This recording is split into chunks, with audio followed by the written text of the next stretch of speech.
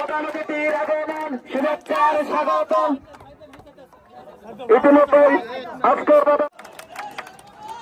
বিগত স্বৈরাচারের আমলে আমাদের বাংলাদেশ থেকে খেলা নামক শব্দটা চলে গেছিল, ছিল শুধু মাদক, সন্ত্রাস, চাঁদাবাজ, এছাড়া আর কিছুই ছিল না। আপনারা জানেন আমাদের প্রয়াত রাষ্ট্রপতি শহীদ প্রেসিডেন্ট জিয়াউর রহমানের সুযোগ্য সন্তান জনাব আরাফাত রহমান কোকো সাহেব খেলার প্রতি অনেক আগ্রহ ছিল, উনি খুব খেলাপ্রেমী ছিল, আপনারা সকলে জানেন। স্বৈরাচার পতন হয়েছে ঠিকই, কিন্তু স্বৈরাচারের প্রেতাত্মারা কিন্তু আমাদের দেশে রয়ে গেছে, যারা এখন বিভিন্ন ভাবে আমাদের বিশৃঙ্খলা করার জন্য একটা পরিকল্পিত ভাবে আমাদের দেশে একটা চেষ্টা করছে।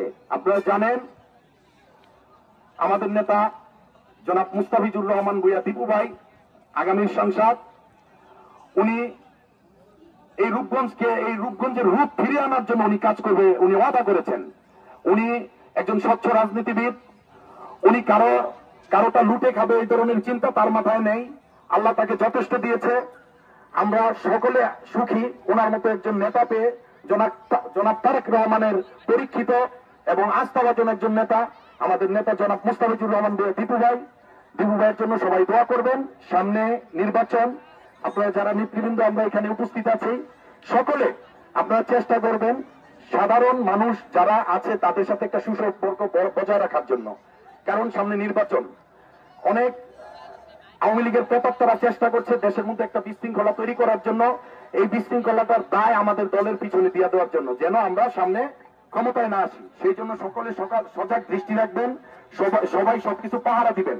সকলকে এই খেলাধুলার যারা আয়োজন করেছেন সকলকে আমি আমার রূপগঞ্জ থানা যুব দলের পক্ষ থেকে, আমি আমার ব্যক্তিগত পক্ষ থেকে আন্তরিক শুভেচ্ছা অভিনন্দন জানিয়ে এই খেলার শুভকামনা করে আমি আমার বক্তব্য শেষ করছি। আসসালামু আলাইকুম ওয়া রাহমাতুল্লাহ।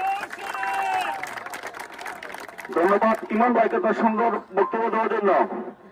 এখন আজকে সেক্রিফাইস মাইন্ড নিয়ে আমরা এই খেলাটার মূল উদ্দেশ্য কিন্তু আমাদের যুব সমাজটা একত্রিত রাখা, যেন যুব সমাজটা মাদক থেকে সকল কিছু থেকে অপকর্ম থেকে দূরে থাকে।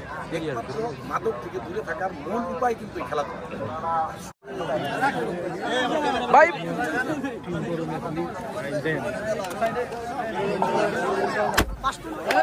আমরা দেখতে পাচ্ছি আমাদের ম্যাচ